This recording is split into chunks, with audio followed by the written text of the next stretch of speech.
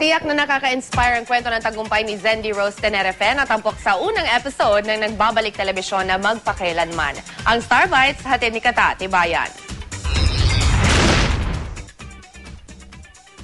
Mula nang pumatok sa YouTube ang pagbirit niya sa isang mall sa videoke, tuloy-tuloy na ang pagsikat ni Zendy. Ang dating nanunuluyan lang sa istasyon ng bumbero, bumibirit na sa Party Pilipinas, may album na at nag-guest pa sa sikat na US show na Ellen. Ang kwento ni Zendy, akmang-akma sa Magpakailanman, ang programang naglalahad sa sakripisyo at pagtatagumpay sa buhay ng ating mga kababayan.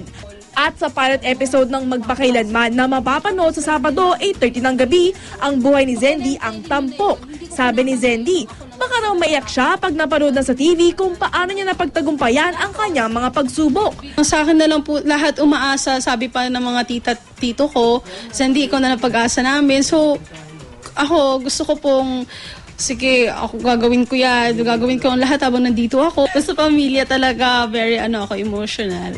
Sa Magpakailanman episode, may kita raw ang kwento kung paano siya nagpursige kahit natatalo sa mga singing contest. Maraming beses na rin daw naramdaman ni Zendy ang mapahiya o di matanggap ng kapwa dahil sa kanyang pagkanta. Huwag po kayong susuko agad at saka, kumbaga, instead, mag-practice po kayo na mag-practice para sa next.